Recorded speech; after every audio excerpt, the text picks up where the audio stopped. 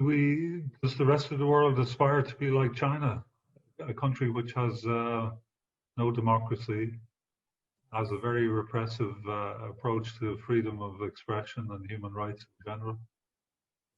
I mean, Well, are they is that the inevitable downside of becoming the world's number one economic power?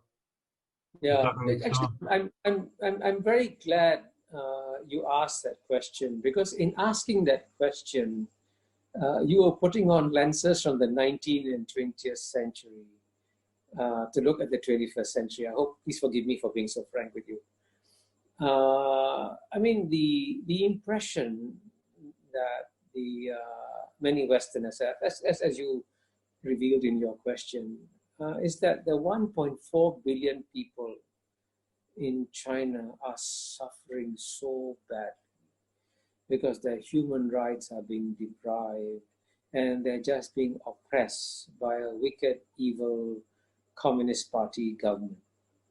Now that's exactly the black and white world that that we got used to in the 19th and 20th century, which is no longer relevant in the 21st century, because the Chinese are going to make their own choices about what kind of society they're going to have. And from the Chinese point, let me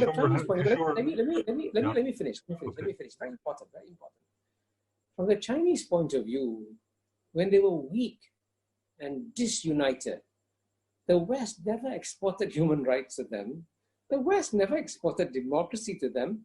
The West trampled on them. The British forced the Chinese to accept opium in return for Chinese tea.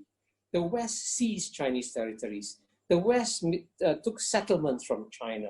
The West burned down the Summer Palace. You've forgotten all that. You've forgotten all that. And now you want to come as the saviors of China and say, don't you want a better government? What's wrong with you? You know, that's a sort of condescension that the West pours on China, which frankly is something that the West has got to get used to, the idea of stop doing it, because the Chinese are going to find their own way.